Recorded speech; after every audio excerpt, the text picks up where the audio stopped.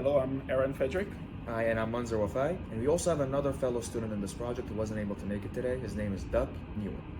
So the goal of our project is to create a wireless weather transmitting unit, and the project utilizes a concept that we are able to transmit basic weather data from one location to another wirelessly. The project is composed of two major components. We'll start with the first one.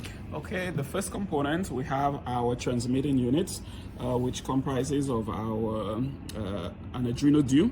We made use of two sensors, a temperature and humidity sensor right here, and this sensor is a pressure and altitude sensor.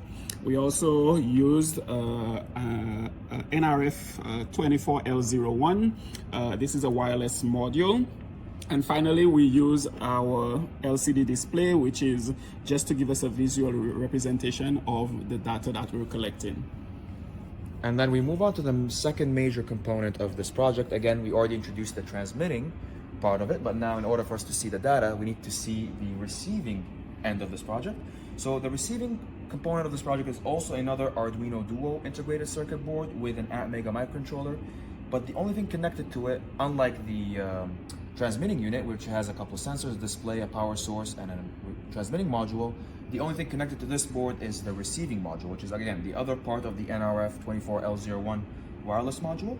But this time it's connected to a computer where we utilize the Python software to allow us to create a dynamic and visual interface to display the data. So let's go ahead and run that and see how the data is transmitted from one board to another and then straight back into Python.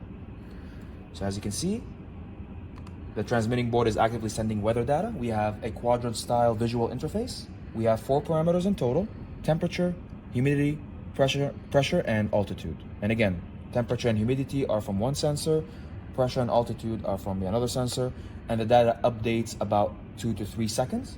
And again, if the transmitting unit stops working, then the interface will no longer receive data. It is worth mentioning that based on our continuous tests of this program, we were able to achieve about 300 feet of maximum range. So anything above that, we will run into issues. The other thing worth mentioning is that for the receiving module, we welded a small capacitor to it to stabilize the voltage in order for us to get more consistent signals. And that is pretty much our smart Arduino weather station. Thank you very much.